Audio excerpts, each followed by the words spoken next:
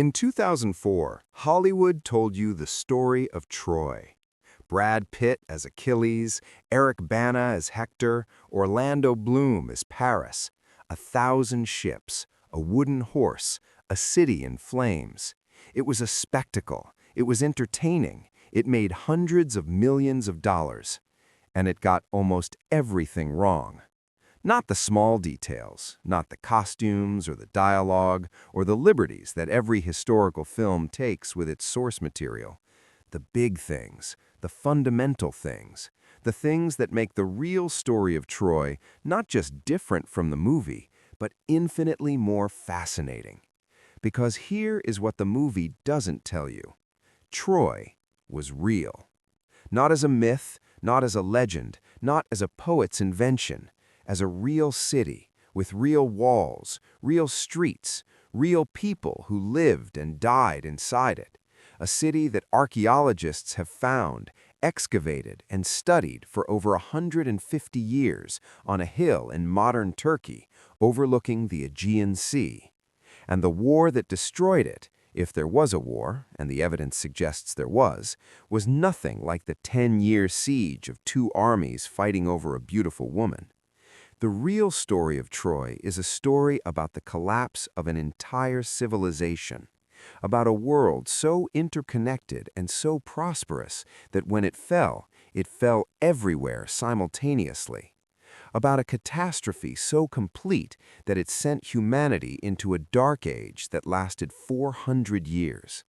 And at the center of it all, a city that was destroyed and rebuilt and destroyed again, 9 times over 3,000 years, each layer of destruction buried under the next, each civilization rising from the ruins of the one before. This is the real Troy, and it is nothing like the movie. To understand Troy, you first need to understand the world it existed in. The Bronze Age Mediterranean, roughly 1600 to 1200 BC, was one of the most sophisticated and interconnected civilizations the ancient world had ever produced. Not one civilization, many civilizations, trading with each other, diplomacying with each other, fighting with each other, linked by sea routes that carried copper and tin and gold and olive oil and wine and grain and textiles across the entire Mediterranean and beyond. The Egyptians under Ramesses II were at the height of their power. The Hittites controlled most of modern Turkey and Syria, powerful enough to fight Egypt to a standstill at the Battle of Kadesh, one of the largest chariot battles in history. The Mycenaean Greeks, the real Greeks behind the myth, the civilization that Homer would later write about, controlled the Aegean from their palace cities at Mycenae and Tiryns and Pylos. The Minoans of Crete had built a maritime empire. The Cypriots controlled the copper trade. These civilizations knew each other. They wrote letters to each other. Some of those letters have survived, found in the archives of the Egyptian city of Amarna, showing us a world of royal correspondence, trade negotiations, and diplomatic marriages that reads almost like the foreign policy of modern states.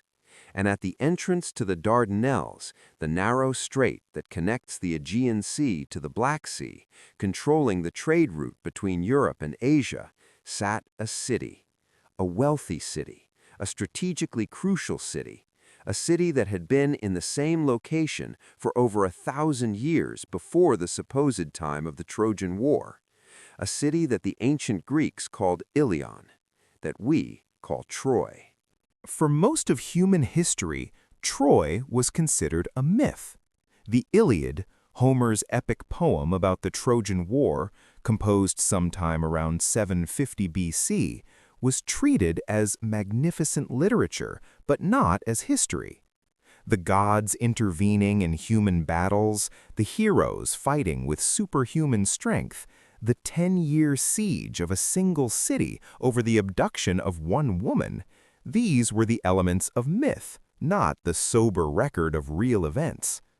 Then, in 1868, a German businessman named Heinrich Schliemann became obsessed with proving that Troy was real. Schliemann was not a professional archaeologist. He was a self-made millionaire who had taught himself ancient Greek and read the Iliad so many times that he had memorized large sections of it. He believed, with an intensity that most of his contemporaries found somewhere between eccentric and delusional, that Homer had been describing real places and real events. He used clues in Homer's text to identify the location of Troy, a hill called Hisarlik in northwestern Turkey, overlooking the plain that Homer described as the battlefield. He bought the land, he hired workers, he began to dig. What he found astonished even his skeptics. Not one Troy, 9 Troys. 9 distinct layers of human occupation, one on top of the other, spanning 3,000 years of continuous inhabitation. Each layer representing a city that had been built, flourished, and been destroyed or abandoned, only for a new city to be built on top of its ruins. The earliest layers dated to approximately 3000 BC, the most recent to Roman times. Somewhere in those 9 layers was the Troy of Homer. But which one? Schliemann made a catastrophic mistake. In his obsession with finding the Troy of Homer, the wealthy, powerful city of Priam and Hector and Achilles, he dug too deep, too fast, destroying layers of the site that could never be recovered. In his rush to reach what he believed was the right level, he tore through the remains of several cities, discarding evidence that archaeologists today would give almost anything to have back. He found what he called Priam's treasure in 1873, a cache of gold and silver objects that he believed belonged to the Trojan king. He smuggled it out of Turkey illegally, photographed his wife Sophie wearing the golden jewelry, and announced to the world that he had found Troy. He was wrong about the treasure. The layer he found it in dated to approximately 2400 BC, roughly 1,000 years before the supposed time of the Trojan War. Priam's treasure had nothing to do with Priam. But he was right about something far more important. Troy was real. The city he had found, the multiple cities, layered one on top of the other, was real. The walls were real. The streets were real. The evidence of violent destruction in multiple layers was real. Later archaeologists, working more carefully and with better technology, identified the layer most likely to correspond to the Troy of Homer as Troy 7A, a city that had been destroyed by fire and violence sometime around 1180 BC.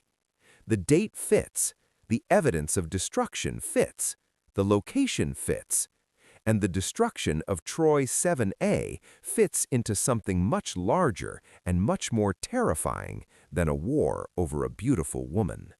Around 1200 BC, one of the most extraordinary events in ancient history occurred. The entire Bronze Age world collapsed. Not one civilization, not two, almost all of them, simultaneously, within the space of a few decades. The Mycenaean palace cities of Greece, Mycenae, Tiryns, Pylos, were destroyed and abandoned. The Hittite Empire, which had been one of the 2 superpowers of the ancient world, simply ceased to exist. The cities of Cyprus were destroyed. The trading networks that had connected the Mediterranean world for centuries collapsed. The sophisticated palace economies that had organized Bronze Age society disappeared. Egypt survived, but barely, and never recovered its former power. The written records from this period, the Linear B tablets of the Mycenaean Greeks, the administrative records of the Hittites, simply stop. Not because nothing was happening, but because the palace systems that had produced those records no longer existed. For 400 years, from approximately 1200 to 800 BC, the population of Greece dropped dramatically. Trade collapsed. The sophisticated art and architecture of the Bronze Age disappeared. Even writing was lost. The Linear B script of the Mycenaeans was forgotten completely, not to be replaced until the Greeks adopted the Phoenician alphabet centuries later. This period is known as the Greek Dark Ages. Historians call the event that caused it the Bronze Age collapse, and to this day, nobody is entirely certain what caused it. The theories are numerous. A mysterious group of invaders called the Sea Peoples, mentioned in Egyptian records, who attacked and destroyed coastal cities across the Mediterranean. Climate change? Evidence of a prolonged drought around this period that may have disrupted the agricultural systems that supported the palace economies. Earthquakes? Internal rebellions? A combination of all of these. A perfect storm of catastrophes that overwhelmed societies already stressed to their limits. What we know for certain is this. Sometime around 1180 BC, the city of Troy 7a was destroyed by fire and violence. It was destroyed at exactly the same time that everything else was being destroyed. Troy did not fall because of a beautiful woman. Troy fell because the world was ending. So where does Homer fit into all of this? Homer, if Homer was a single person, which many scholars doubt, composed the Iliad approximately 400 years after the events it describes. 400 years of oral tradition, of stories passed down from generation to generation by singers who performed them from memory at royal courts and religious festivals. 400 years is a long time. Long enough for history to become myth. Long enough for the real causes of a war, trade routes, political alliances, the collapse of an entire civilization, to be replaced by a story that human beings find more compelling. A story about love and honor and betrayal and the wrath of a great warrior. But here is what is remarkable about Homer. Despite 400 years of transmission, despite the mythological elements that accumulated around the historical core, the Iliad preserves details that have turned out to be genuinely accurate. The geography of the Trojan plain matches the real landscape around Hisarlik. The description of Troy's walls, strong, well-built, the product of a wealthy and sophisticated city, matches what archaeologists have found. The types of weapons described in the Iliad, bronze swords and spears, leather shields, bronze helmets, are consistent with what we know of Bronze Age warfare. Even some of the names may be real. Hittite records from the period mention a place called Wilusa, which many scholars believe is Homer's Ilion, and a king called Alexandru, which sounds remarkably like Alexandros, the alternative name Homer gives to Paris. Homer was not writing history, but he was remembering it. The war he described was real. The city was real. The destruction was real. The 10-year siege, the 1,000 ships, the wooden horse, these may be the mythological elaborations of 4 centuries of storytelling. But underneath them, preserved like a city under volcanic ash, is the memory of something that actually happened. The wooden horse. It is the most famous element of the entire Troy story, and the one that sounds most like pure invention. A giant wooden horse, built by the Greeks, filled with soldiers, wheeled to the gates of Troy as a supposed religious offering, brought inside the walls by the Trojans, opened at night to release the soldiers, who then opened the gates to the waiting Greek army. It sounds like a fairy tale, and yet, ancient sources other than Homer mention the wooden horse. It appears in the Odyssey. It appears in later Greek and Roman sources. It was clearly a story that the ancient world took seriously, as at least a symbolic representation of how Troy fell. Some modern historians have suggested that the wooden horse was not a horse at all, but a siege engine, a large wooden structure used to breach Troy's walls. The Greek word for the wooden contraption used in sieges was sometimes associated with horses. What Homer preserved as a miraculous horse full of soldiers may have been the memory of a more mundane but equally effective piece of military technology. Others have suggested that the horse was a symbol, that Troy fell not by military conquest but by treachery, by someone inside the city opening the gates, and that the horse was the story that grew up around that act of betrayal in the centuries of retelling that followed. We will almost certainly never know the truth, but the fact that we are still arguing about it, that a story told and retold for 3,000 years still generates genuine historical debate, says something extraordinary about the power of what Homer preserved. Walk to the site of Troy today, and you stand on a hill in northwestern Turkey with the Aegean Sea visible in the distance. The site is called Hisarlik. It is not dramatic in the way that Pompeii is dramatic, or the Valley of the Kings, or the Acropolis. It is a mound of earth and stone, the accumulated remains of 9 cities layered one on top of the other, with the excavated trenches of 150 years of archaeology cutting through it in every direction. But stand there at the right time of day, when the light is golden and the sea is visible in the distance, and the plain below the hill is quiet, and you understand why people fought over this place. The location is extraordinary.